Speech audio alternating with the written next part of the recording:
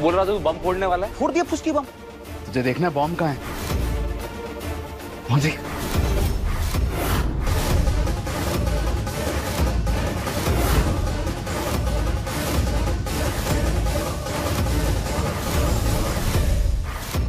Mega बरसिंग के serial के एपिसोड में अब तक हमने देखा था कि भाई किस तरीके से मनोज जो है वो मेगा के घर के बाहर डेरा डालकर बैठ चुका है और बार बार वो कोई भी मौका नहीं छोड़ रहा मेगा को और उसके घर वालों को परेशान करने का, उनकी इंसल्ट करने का। वो उनके घर के बाहर बैठ कर काफी ज्यादा तमाशा कर रहा है और तो बोल रहा था बम फोड़ने वाला है। फोड़ दिया फुसकी बम।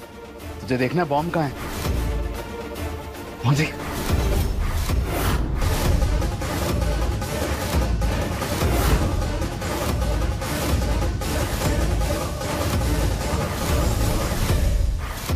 मोहल्ले वालों को कहीं ना कहीं वो मैनिपुलेट करने की कोशिश कर रहा है। जहाँ तक हम समझ पा रहे हैं, हमें देखकर ऐसा लग रहा है कि भाई मनोज जो है मोहल्ले वालों को जानबूझकर मैनिपुलेट कर रहा है और उन्हें ये दर्शाने की कोशिश कर रहा है कि मेगा उस पर जागती कर रही है, ना कि वो मेगा पर जागती कर रहा है। और फिलहाल आने वाले एपिसोड में हमें देखने को मिलता है कि कहानी की शुरुआत होती है अर्जुन तलवार से। जी हाँ, इस बार अर्जुन पहुंच चुका है मेगा के घर के बाहर और कहीं ना कहीं वो मनोज को यहाँ पर मजा चखाने के लिए आया है। और कहानी में हमें देखने को मिलता है कि इस बार अर्जुन घर वालों को समझाता है कि मनोज का ये तमाशा कभी भी नहीं खत्म होगा और उसका ये तमाशा धीरे धीरे करके बढ़ते ही जाएगा और इस पर हमें लगाम लगाना बेहद इंपॉर्टेंट है। और इसी के साथ यहाँ पर अर्जुन की बात से कहीं ना कहीं घर वाले बेहद सहमत होते हुए नजर आते हैं। अब इसी के साथ आपको बता दूं कि आने वाले एपिसोड में हमें देखने को मिलेगा कि हमारे अर्जुन और मेगा मिलकर इस बार मनोज के खिलाफ एक बड़ी साजिश रचते हुए नजर आएंगे। जी हाँ, आपको बता दूं कि कहानी में हमें दिखाया गया कि किस तरीके से सभी घर परिवार वाले मिलकर, मेगा की पूरी फैमिली मिलकर और अर्जुन मिलकर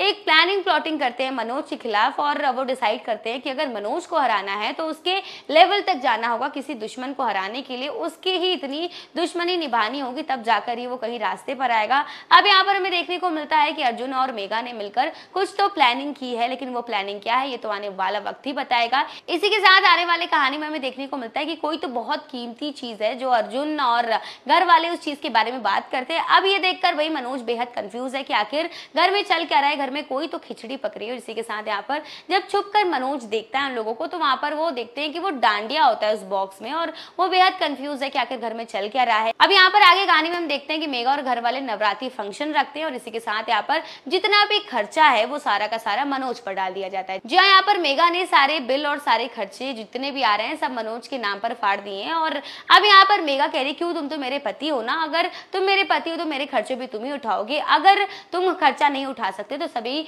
समाज वालों के सामने, सभी मोहल्ले वालों के सामने ये एक्सेप्ट कर लो कि मैं तुम्हारी पत्नी नहीं हूँ।